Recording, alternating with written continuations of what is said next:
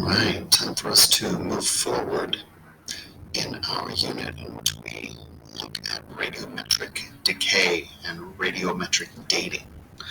Today at this time, is exercise 2.2, in which we do a few calculations, counting, calculating, and determining the age of a few samples that I set for you as exercises. Okay, so again, getting back to this big question of what is the age of the Earth and the solar system, 4.6 billion years, and how do we know 4.6 billion years? Let's go into the ways that we calculate. Check it out.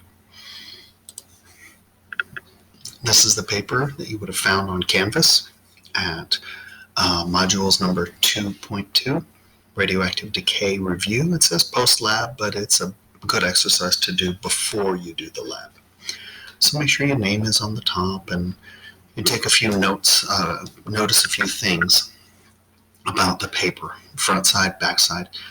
Side one, we do some calculations. On the back, you look at what you calculated on side one and answer some basic questions about it, just to get you understanding.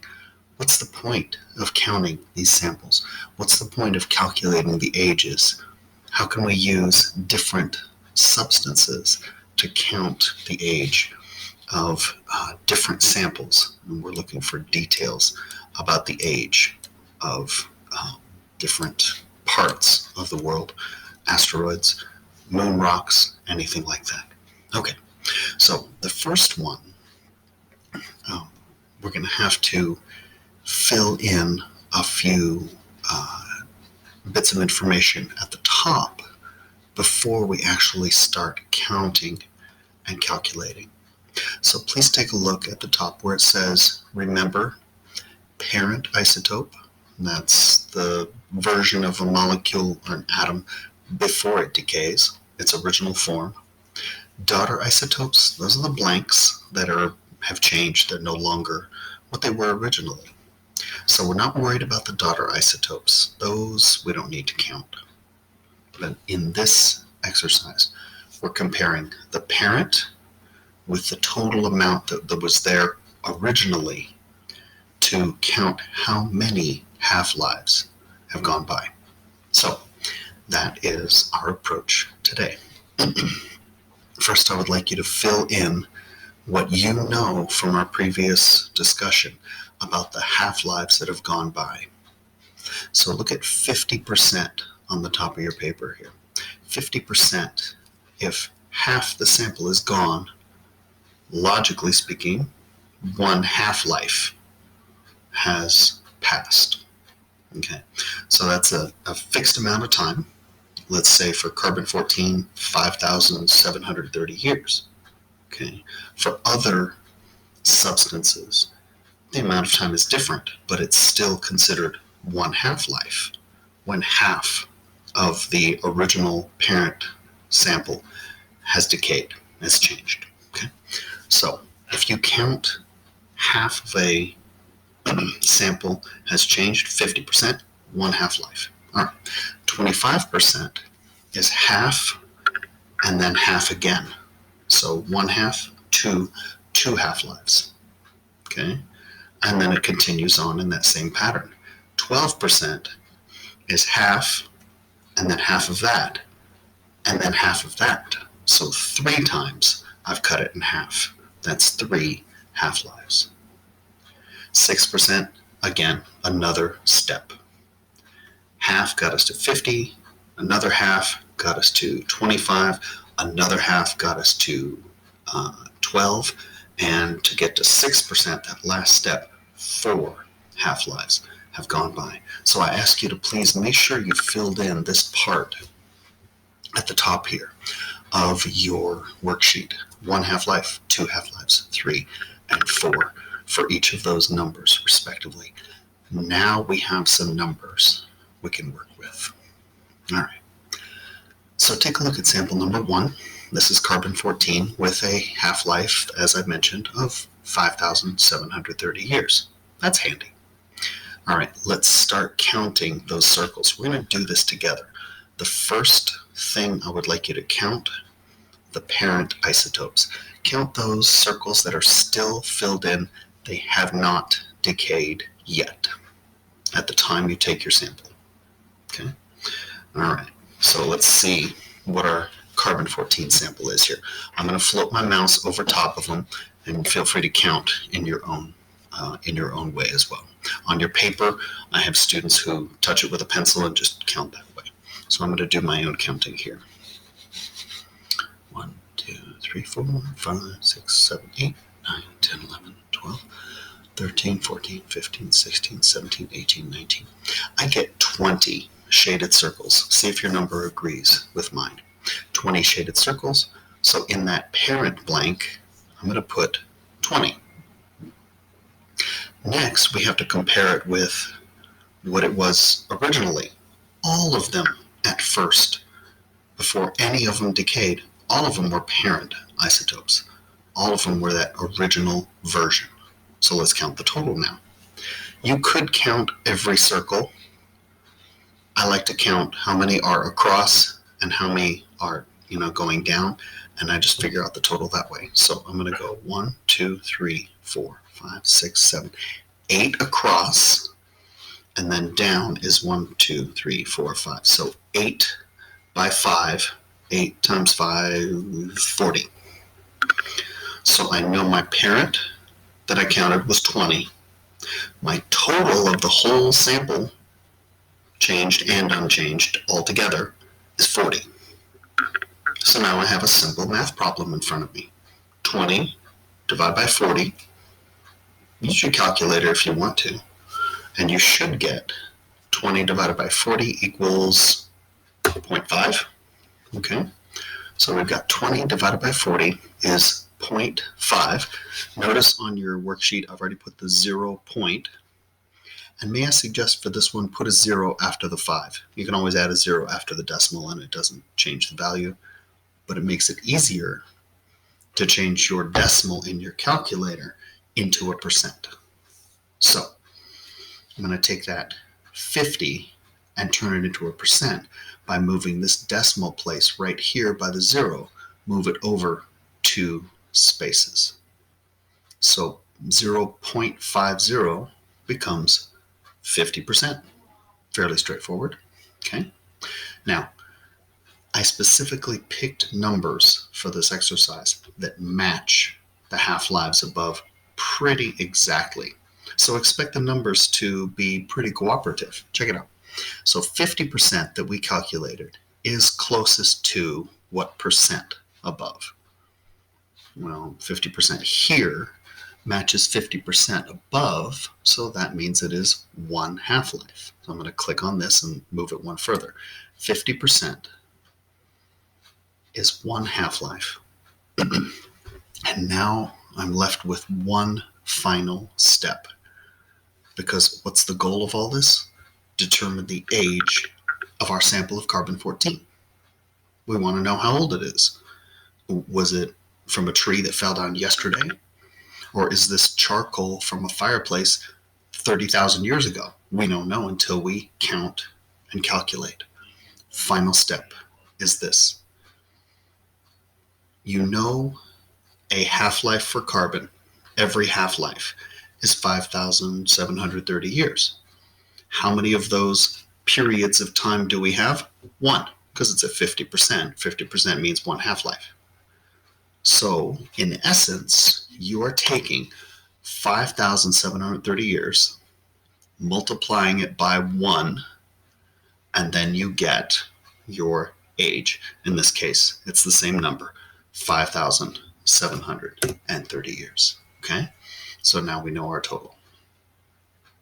Okay. All right. So sample number 2, I'd like you to do this one. Okay. And sample 3 and sample 4. Pause it here, if you would, please, and do your counting. And let's see if your numbers that you come up with, don't just go with my numbers. Count your own numbers, please. Notice where the shaded circles are is different.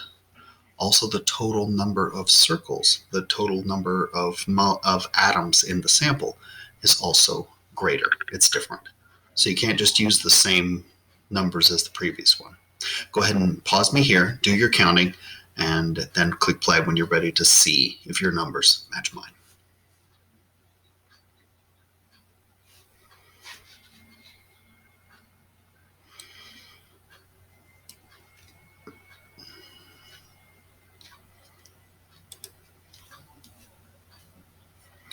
So, shaded circles, parent, I show 20.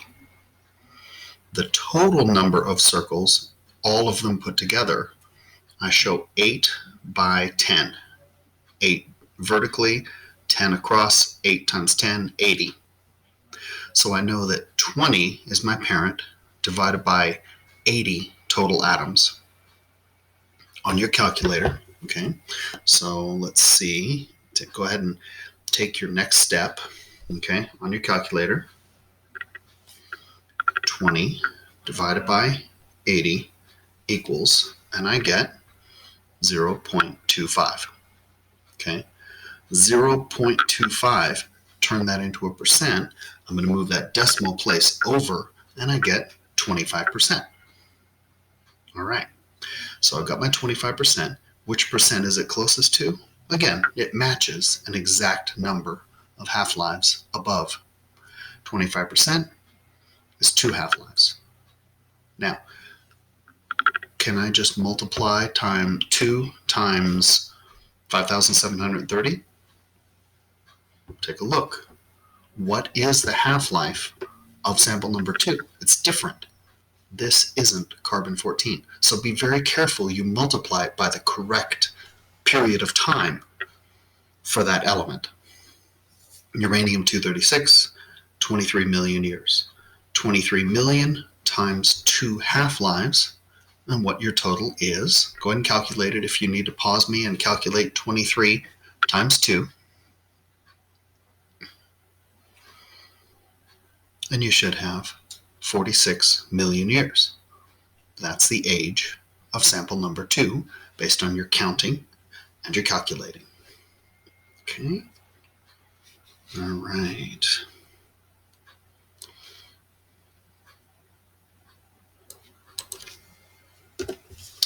From here, you have 2 more samples to go through, sample 3 and sample 4. When you get to sample 4, I really want you to think it through. Okay, sample 3, calculations are again fairly straightforward. Sample 4, however, I mean, look at that thing, right?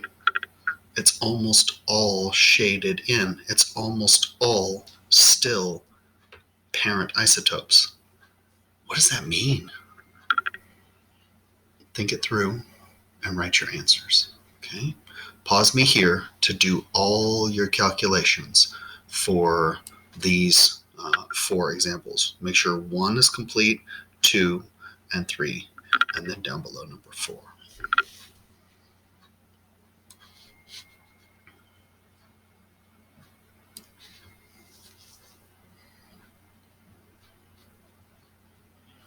All right. And then next, you're going to be comparing your numbers with mine. I'll show you all the numbers I have. Make sure your calculations and your counting are done before you continue. If you haven't done all your calculations, again, pause me here. Don't just write down my numbers. I want you to take the journey of discovery yourself. Okay, so pause me here if any blanks on page 1 are not yet done. And I'll show you my answers.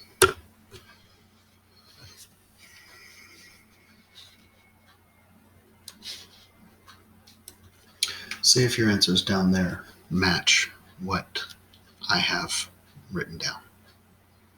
And remember, you're taking what's in the box, half-life times the number of half-lives to get your total.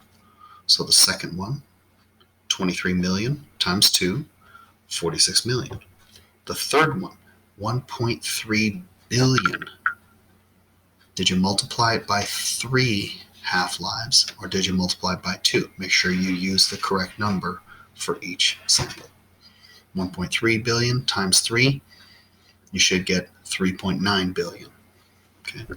And the last one, we're back to another sample of carbon-14. 5,370 times how many half-lives? Wow.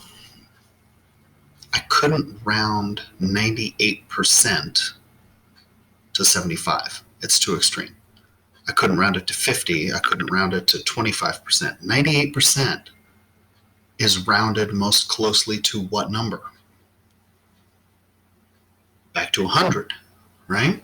98% rounds back to 100. So it still has all of its parent isotopes there. What does that mean? How much time has gone by? If you know not enough time has gone by for this thing to really decay at all, then you know this is a brand new sample. This is a tree that just fell over last week or 2 years ago. It is brand new. This sample, you could put down the age of this sample, 0 years, whatever age you think it is, however you choose to express that. Okay, so you're at these numbers as your final tally. Okay, double check your numbers. Make sure they match what you see on the paper here on the screen. Okay, so we've got all these numbers written down. Gee whiz, we did some calculations. Yay, Sandrock made me push a bunch of buttons on a calculator. Let's give it some meaning now, shall we? Okay, so look at the final numbers you've written down. What's your oldest sample? The thing that has been around the very longest of all the samples you've looked at? 1, 2, 3, 4. The oldest one? Sure. 3.9 billion years. Sample number 3. What's the youngest? If you said number 4, you're correct. Number 4 is correct. Which sample might show us what animals survived the dinosaur extinction? Got to take a look at this now. The dinosaurs, as we know, died out 65 million years. So we need a number a little bit more recent than 65 million years. Sample number 2, 46 million years. That's in the right ballpark. It's after the dinosaurs. Anything that died 46 million years ago would have to be a species whose ancestors survived the dinosaur extinction of 65 million years ago. All right. Now, which sample? Now we're getting to our real essential question. Which sample is closest to the actual original age of the Earth? 4.6 billion years? Sample number 3. You got it. All right. Number 5. Probably the biggest challenge to your mind, but you've got this. Sample 1 and 2, you counted 20 shaded circles in both. Doesn't that mean they have to be the same age? Right? You counted 20 in both. They should be exactly the same age, right? But they're not. They're very different. What 2 differences are there? Think about it and write down those 2 reasons for number 6. Why they could not possibly be the same age in samples, even though the counting matched. What do you think? Pause me here and write it down. They're different substances. That's one. Carbon-14 and uranium-236 are very different clocks, right? And second, look at the sample size. It's very different. When we talk about counting parent isotopes and compare it with total atoms, that's like saying 15 people are in a classroom versus 15 people are in the school. Those are very different comparisons. So yeah, your sample size is the other reason. Number 7, which samples had to have once been alive? And you got to look at your sample materials. We got carbon-14, uranium-236, potassium-40, and then carbon-14 again. Which 2 were part of something living? Which material only is produced in something that is alive? Can you remember? If you said carbon-14, you'd be exactly correct. Good job. Okay? How do you know your answer to number 7 is correct? Carbon-14 is only made in living things. Pretty cool. All right. And then number 9. Based on your exercise in this lab, what is a half-life? Simply put, the time it takes, a fixed amount of time for half of a sample to decay. That's one half-life, one period of time, like one class period in a day, right? And for each element, this clock is a different set amount of time. Okay, there you go. All right, friends, we are wrapping up our discussion here. Your next step, go to the lab itself. The materials you're going to need, your paper from 2.1, 2.2, the one we just finished, and here's what I would also like you to make sure that you have handy when it comes time to actually do the lab itself. So when you open up in Canvas 2.3, print off the paper or fill it in digitally, however you figure. Different people do it different ways. Watch that video that goes with it, like you watch this video for 2.2. 2.3 video will walk you through how to take M&Ms or pennies or anything like that, and you actually will do some counting, just like we counted circles a minute ago, except you randomly pour them onto the plate and calculate how old your M&Ms sample or your pennies sample is. Okay, you'll need a plate to pour them onto. You need a calculator and a pencil. Those are the things you'll need. When you have those things and you print out the lab, then it's time to get started. And we'll see you next time.